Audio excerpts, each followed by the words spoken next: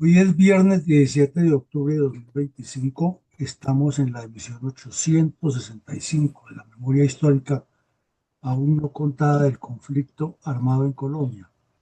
El episodio nos coloca a 135 emisiones de completar nuestra primera importante cifra de 1000 capítulos. Y vamos a analizar hoy una operación militar exitosa en la vereda Quebradón del municipio de Iquira, departamento del Huila, en el año 2010 contra un narcotraficante y terrorista de las FARC que se ha convertido en el azote de la región y que había participado 3 años antes en una horripilante masacre de 12 soldados del batallón Tenerife en el municipio de Santa María Huila, vecino del sitio donde fue eliminado este terrorista. Tenía un largo trasiego, había sido formado en las FARC a la imagen y semejanza del gago Joaquín Gómez, había participado en múltiples delitos y era buscado por las autoridades como consecuencia de una serie de golpes que se le venían dando a la cuadrilla José Lozada, que era una de las encargadas de la seguridad del narcotraficante y terrorista Alfonso Cano, para la época uno de los principales dirigentes de las FARC. Entremos en los hechos. Mi coronel, buenos días, un saludo para todos. ¿Cuál fue y sigue siendo la importancia geoestratégica del municipio de Iquira, en el departamento del Huila, limítrofe con el nororiente del Cauca, sobre el lomo de la cordillera central? Pues vemos en el mapa de la derecha el departamento del Huila, que es un eje longitudinal inclinado 45 grados sobre el territorio siguiendo la línea de las dos cordilleras, central y oriental, y lo separa únicamente el valle que va formando el río Grande de la Magdalena, y en la medida que avanza hacia el nororiente se va ampliando un poco la distancia entre las dos cordilleras. El municipio de Iquira está ubicado al centro occidente del departamento y limita exactamente con el departamento del Cauca y está muy cerca del departamento del Tolima. Y si cruza el río Magdalena, al otro lado, sube la cordillera central y pasa al departamento del Caquetá, que vemos aquí en este mapa. Está muy cerca también del municipio de Neiva por la carretera, es una carretera buena y es rápido lo que se llega. Pero desde la época de la violencia tripartidista, que Fijo llegó a esta zona del occidente del Huila, sur del Tolima, nororiente del Cauca, y asentó las primeras republiquetas independientes, toda esta región ha sido muy afectada. Es que no queda muy lejos tampoco de Marquetalia y Río Chiquito y las primeras repúblicas independientes que se formaron en el sur del Tolima y el Cauca. En ese largo trasiego se han sentado las guerrillas comunistas en la zona y han causado mucho terror. Contrario censo a esa tragedia, es un municipio que tiene una belleza espectacular. Aquí vemos sus árboles, su eh, característica del área urbana que es hermosísima por la zona, por lo semi-montañoso que es, la cantidad de especies naturales que allí se gestan. Y vemos también que todavía en la parte alta de la montaña, en los límites con el Cauca, se encuentra este oso de anteojos, que es una de las especies que estaba en vía de extinción y que poco a poco los ambientalistas las han ido recuperando. Lamentablemente, hacia el occidente, donde comienzan las montañas, en la época de sequía se presentan muchos incendios porque todavía hay campesinos que utilizan el viejo sistema disque de la quema de los cerros para eh, preparar la zona cultivable. Y eso ha generado que más de una vez se presenten incendios enormes en la zona rural.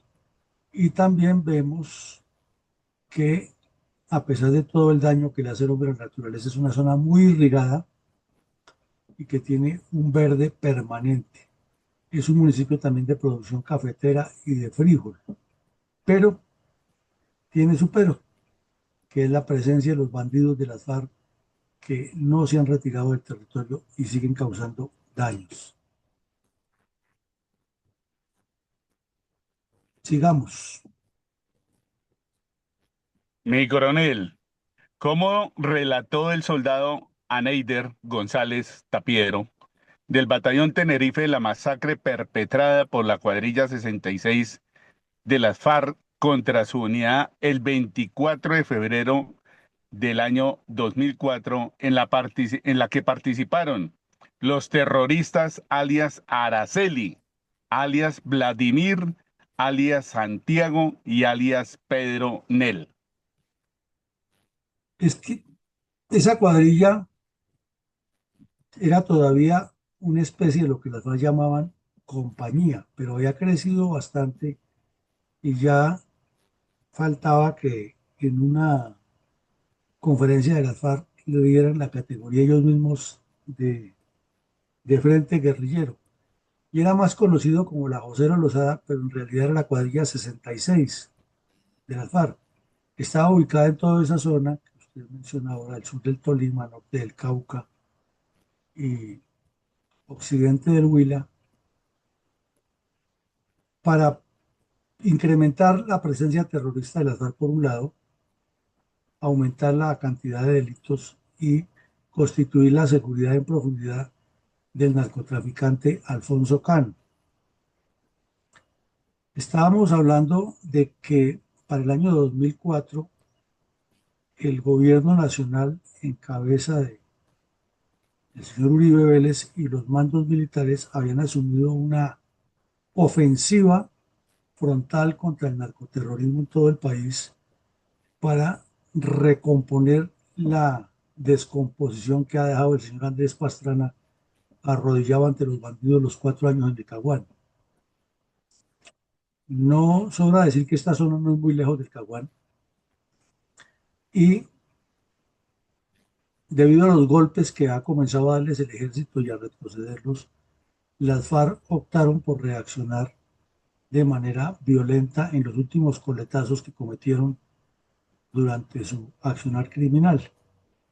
Para esa época habían cometido el atentado en el Club El Nogal, que fue tan conocido, el intento de asesinato del doctor Uribe Vélez en Neiva y se les estalló la casa bomba donde una fiscal y varios ciudadanos y miembros de la fuerza pública que han ido a recoger a destruir o a localizar este sitio, que era lo que había allí de acuerdo con la información inexacta que todavía se tenía, y otros hechos criminales. Entonces, en el municipio de Santa María, Huila, había destacado una unidad de contraguerrillas que trabajaba muy de cerca con un grupo que creó el señor Uribe Vélez, que eran las unidades de soldados campesinos. Y las FARC tenían en la mira esas unidades. Esta era una pequeña unidad, un pelotón que estaba allí en aparente seguridad y se desplazaba en la zona de Santa María, Íquira, Teruel y otros municipios del noroccidente del Huila. Le llegaron de sorpresa y entonces hubo una masacre de 12 soldados que en parte el soldado Aneider González Tapiero la reconstruyó 20 años después para una entrevista en el diario del Huila. Él fue de los pocos que sobrevivieron. Ahí está la foto de gran parte de la unidad. No están todos, pero no eran sino 36 soldados. Y de esos que están en la foto, algunos fueron cobardemente asesinados por las FARC. Les cayeron de sorpresa tipo 1 de la mañana y los rodearon. Estaba lloviendo mucho. Cuando amaneció el 25 de febrero, encontraron los que sobrevivieron los cadáveres de 12 compañeros completamente desfigurados, les han robado las armas. Entonces el soldado cuenta que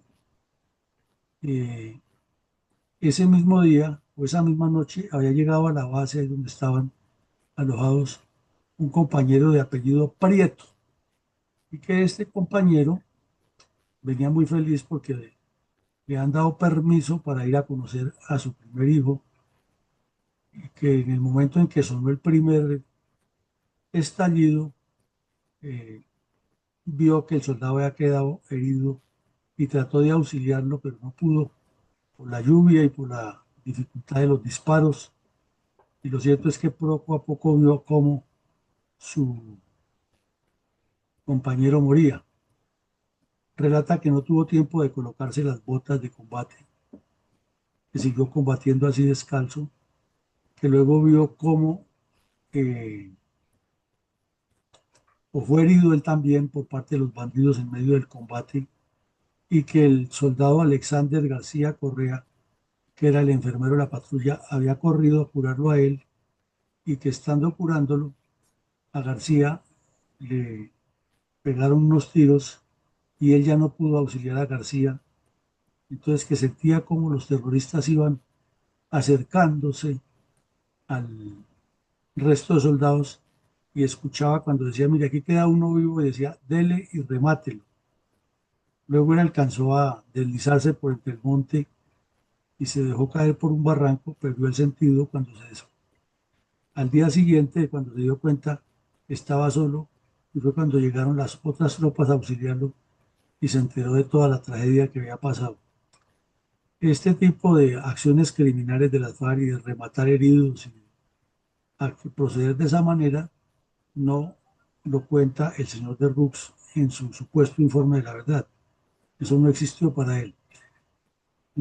En ese hecho, como usted lo preguntaba, participaron una terrorista que sembró de pánico la región durante muchos años, de nombre Rubiela Triviño, y en las FARC le decían Araceli. Esa delincuente andaba con otro bandido muy conocido, un tal Didier, con un tal Noel, y con este Santiago, que participó en esa emboscada, en ese ataque terrorista. Obviamente fueron como 150, 160, pero esos eran los que iban al mando de esa cuadrilla, y los monta el Vladimir. Y luego, pues ya veremos cuál fue la suerte de esos bandidos que dirigieron ese asalto.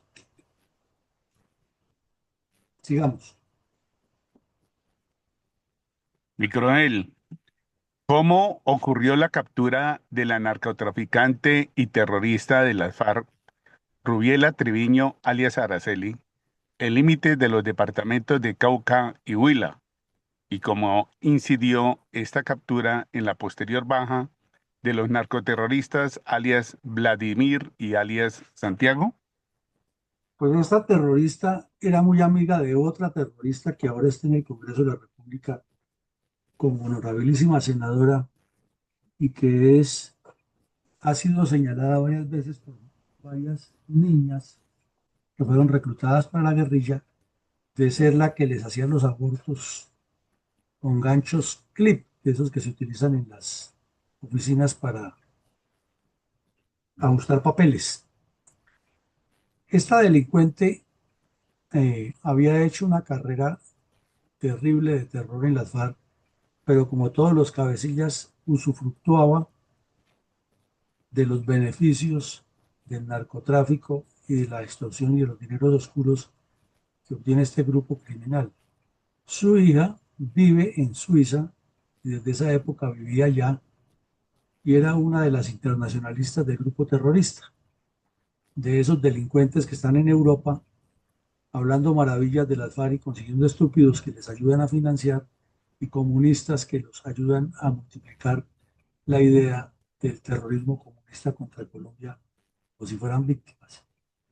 En esa época ya estaba perfectamente identificada por la inteligencia militar y le estaban buscando. Se decía inclusive que Alfonso Cano le tenía tanta confianza a esta bandida que le había llamado para que lo protegiera ella,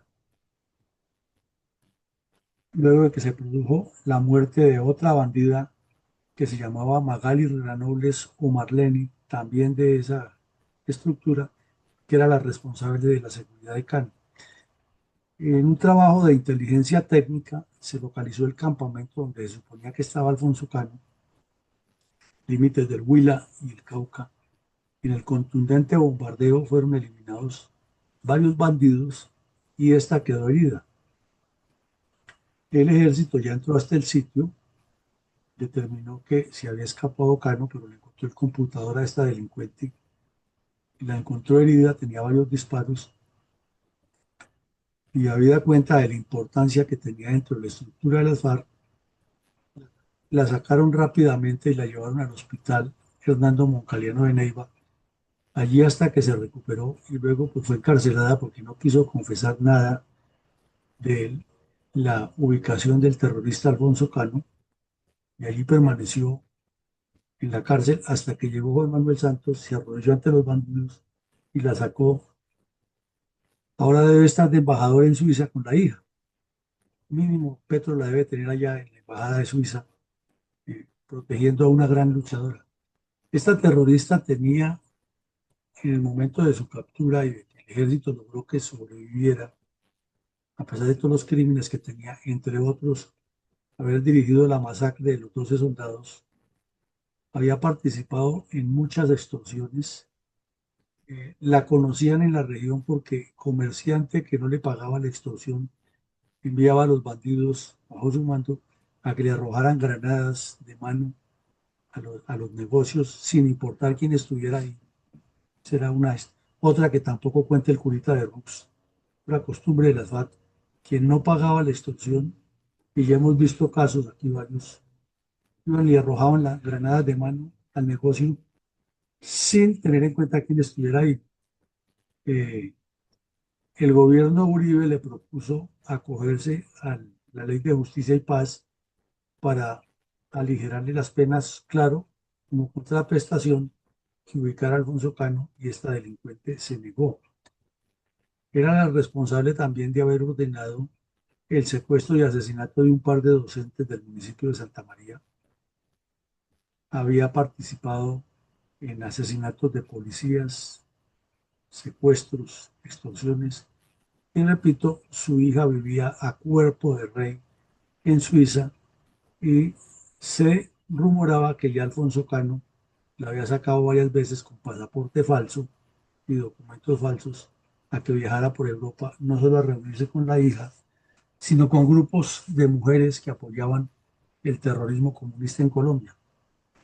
Entonces, el golpe de esta delincuente, lo que se encontró en el computador, sirvió de camino para localizar a otros bandidos, entre otros a Pedronel, a Santiago y a Vladimir, que eran y a Didier, que eran los encargados de las subestructuras de esta cuadrilla y que dependían directamente de la tal Araceli. Y coronel, ¿cómo ocurrió la baja en combate del narcotraficante y terrorista de las FARC, alias Vladimir, en la vereda Las Granjas del municipio de Neiva, Huila? ¿Y de qué manera incidió esta neutralización en otros golpes a la estructura criminal de la cuadrilla 66 de las FARC? Resulta que con el computador que se le encontró a esta terrorista y otros documentos que hallaron ahí en el sitio donde estaban protegiendo a Alfonso Cano, se determinó la ubicación del tal Didier y más o menos una semana y media después el ejército dio de baja a Didier en otro combate y allí se encontraron más pistas y se continuó la búsqueda y se determinó que en la propia ciudad de Neiva, en los dos cerros que hay al frente de Neiva, ya que el municipio de Neiva tiene ocupación en las dos cordilleras, en una vereda que llama Las Granjas, no muy lejos de donde hace poco asesinaron a 7 soldados recién subido el señor Petro a la presidencia, a 7 policías recién subido el señor Petro a la presidencia. En ese sitio, eh, el ejército en la vereda de Las Granjas localizó a este bandido, el tal Vladimir, y en una contundente operación fue dado de baja el delincuente y se le recordó al país que ese era uno de los que había participado en la masacre de los 12 soldados en Neiva.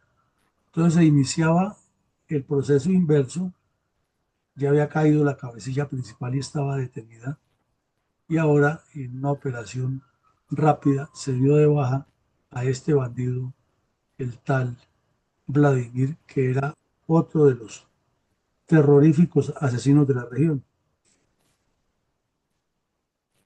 ¿Quién era el narcoterrorista Jaiber López Aldana, alias Santiago, de la cuadrilla 66 de las FARC? Este delincuente López Aldana fue reclutado por el gago Joaquín Gómez en los límites del Caquetá y del Huila, desde niño, cuando tenía 13 años de edad, e inmediatamente integrado a lo que ellos llamaban los grupos de limpieza, porque demostró desde su ingreso una proclividad grande al sicariato comunista. Y luego fue trasladado a las cuadrillas del sur del Tolima y el norte del Huila, en la José Lozada, donde Alfonso Cano lo recibió con beneplácito entre sus eh, terroristas de seguridad. Y era uno de los más cercanos a la tal Araceli, que tenía mucha confianza porque decían los bandidos que la bandida lo consideraba un tipo muy avispado. Entonces, desde muy eh, joven participó en muchos crímenes y ya integrado la cuadrilla José Lozada, hizo parte de todas estas acciones criminales que hemos relacionado y resaltamos algunas. En febrero 24 del 2004, el asesinato de los 12 soldados en la zona rural de Santa María Huila, razón por la cual el presidente Uribe relevó fulminantemente al comandante de la brigada, que era el general Héctor Martínez Espinel. Luego, el incendio de una maquinaria que estaba construyendo una vía entre la vereda del Jordán y el municipio de Santa María. Después participó en el asesinato que le ordenó la terrorista, la tal Araceli, de ir y lanzar unas granadas contra la casa de un señor, Antonio Eli Rodríguez, que era un comerciante que no les pagaba extorsión. Y claro, allí lo asesinaron con las granadas. Después participó en el secuestro y asesinato de una pareja de esposos que eran docentes en el municipio de Santa María, a quienes los bandidos consideraban que eran informantes. Y luego, por orden de la tal Araceli, fue y asesinó a unos agentes de policía después de montarles un señuelo a la salida del municipio de Iquira en una estación de gasolina. Y también participó en la activación de una motocicleta cargada con explosivos contra la estación de policía del municipio de Palermo, Huila, que queda muy cerca de la zona. Entonces, como vemos, es un terrorista que tenía un prontuario extenso. Adelante. Mi coronel, ¿cómo informaron los medios de comunicación los hechos relacionados con la muerte en combate del narcoterrorista Jaiber López Aldana, alias Santiago, de la cuadrilla 66 de las FARC, en la vereda Quebradón del municipio de Iquira, Huila, en febrero de 2010?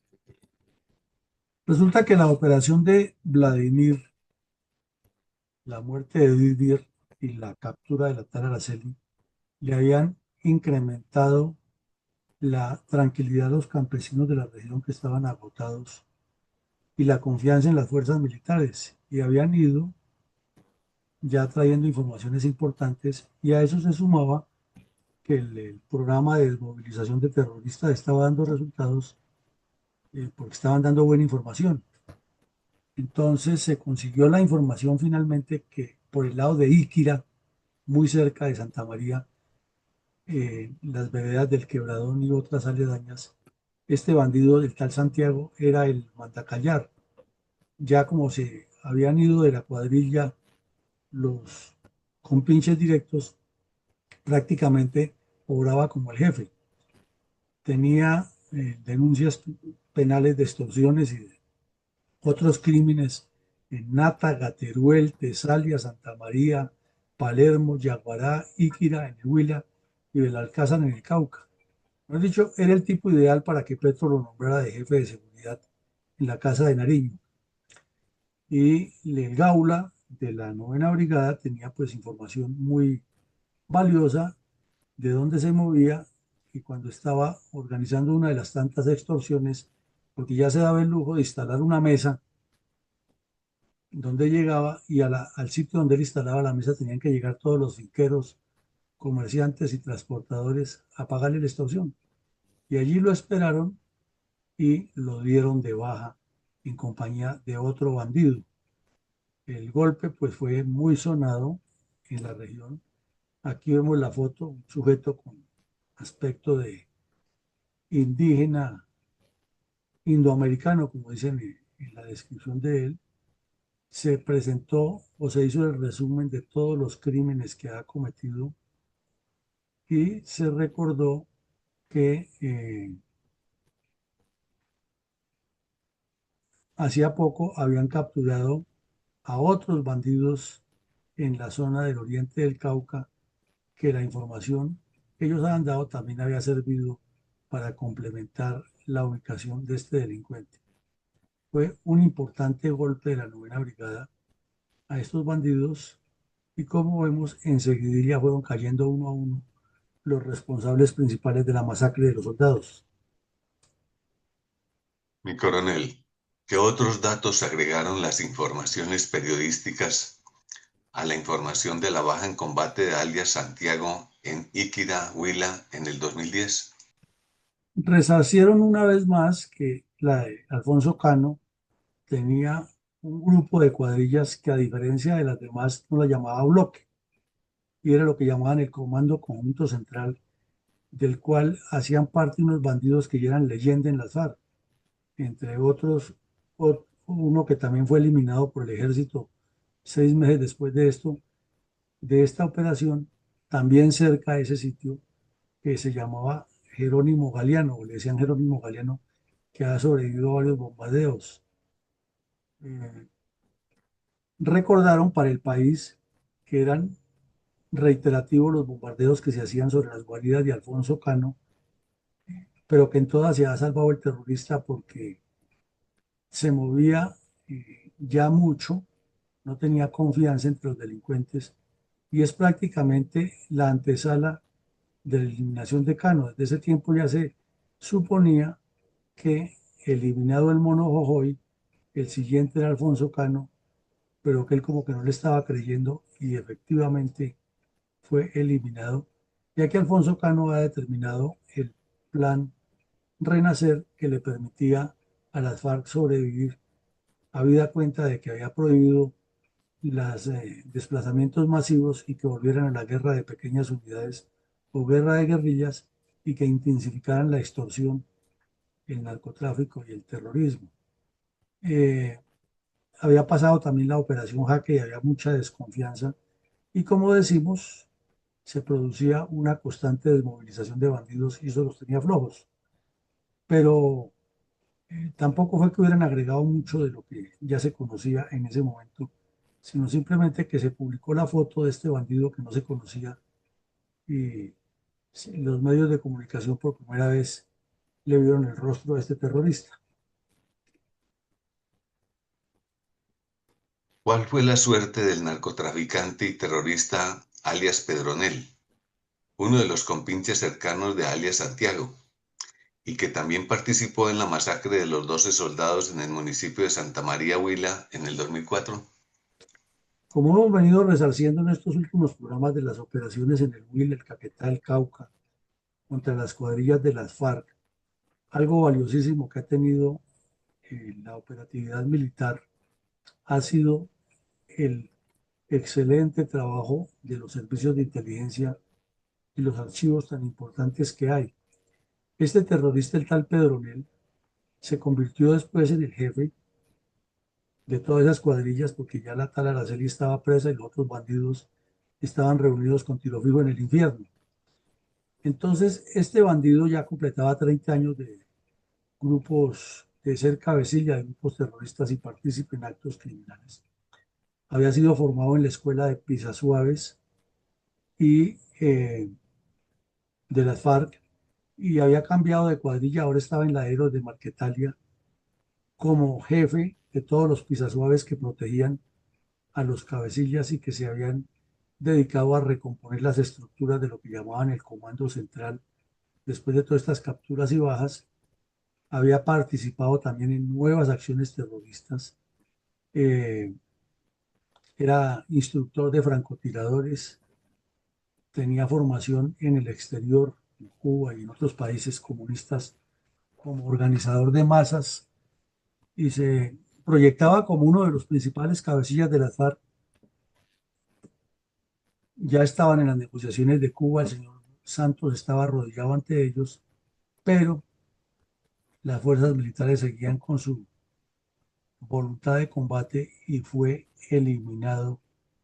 Y así cayó el último de los cabecillas que participó en la masacre de los soldados. Naturalmente, si fueron cerca de 200, no todos cayeron, pero los cabecillas principales que dirigieron la masacre de los 12 soldados cayeron uno por uno y el que más se demoró en caer fue este tal Pedronel, que cayó en 2015, es decir, 11 años después de haber cometido la masacre cuando estaba en otra estructura y ya era el encargado de la Escuela de Formación de Terroristas Pisasuaves en esa región, pero también tenía esas denuncias que ya vimos de la tal Araceli y del tal Santiago y otras que había ido acumulando a lo largo de su trasegar delictivo. Mi coronel, con reverencia, brindamos un minuto de silencio con admiración y profundo respeto en memoria de cientos de colombianos asesinados por las cuadrillas narcoterroristas del Partido Comunista y sus cómplices, principalmente las FARC, durante 6 décadas de terrorismo comunista contra Colombia.